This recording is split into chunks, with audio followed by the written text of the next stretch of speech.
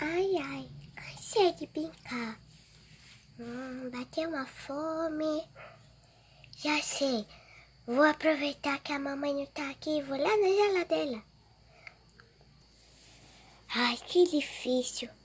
Bem que eu podia ter aprendido a andar muito tempo atrás. Fazer o quê, né? Vai do jeito que dá. Pela geladeira. Ai, cansei. Mas agora é de uma vez só. Mais um pouquinho e eu chego lá na geladeira. Agora só falta um pouco. Quantas delícias deve ter naquela geladeira.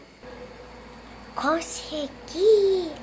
Agora é só abrir essa geladeira e escolher o que eu quero comer. Uau! Quanta coisa gostosa tem aqui. Ai, o que será que eu pego? Já sei, vou pegar um Danone. Eu quero de morango. Ai, vou lá em cima pegar. Prontinho.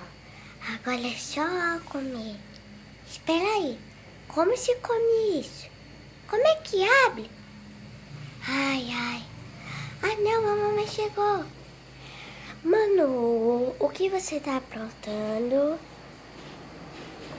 Nada não, mamãe. Nada não? Eu sei que tem alguma coisa errada. Como você veio parar aqui na cadeira da cozinha? Sabe o que é, mamãe? É que eu cansei de brincar e a minha mãe tá dormindo. Aí eu fiquei com fome e vim pra geladeira. Tá bom. Depois você me conta isso direito, porque eu não sei como você conseguiu chegar. Você nem sabe andar ainda. Mas por que você não pediu ajuda a alguém? Apesar de você estar sozinho em casa, né? Tem esse problema ainda. Mas eu só fui ali, era só você me chamar. Ah, mamãe, é que eu esqueci. E eu queria tentar. Tá bom, mas não faz mais isso, tá bom?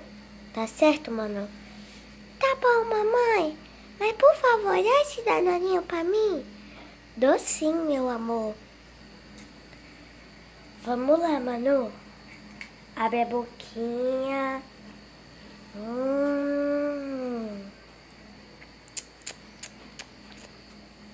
Mais um.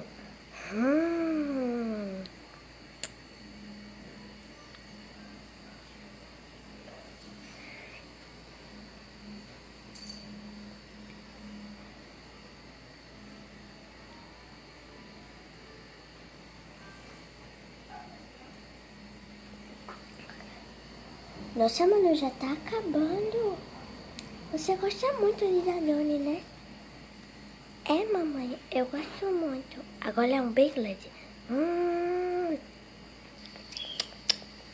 Ai, mamãe, que delícia de Danone, papinha.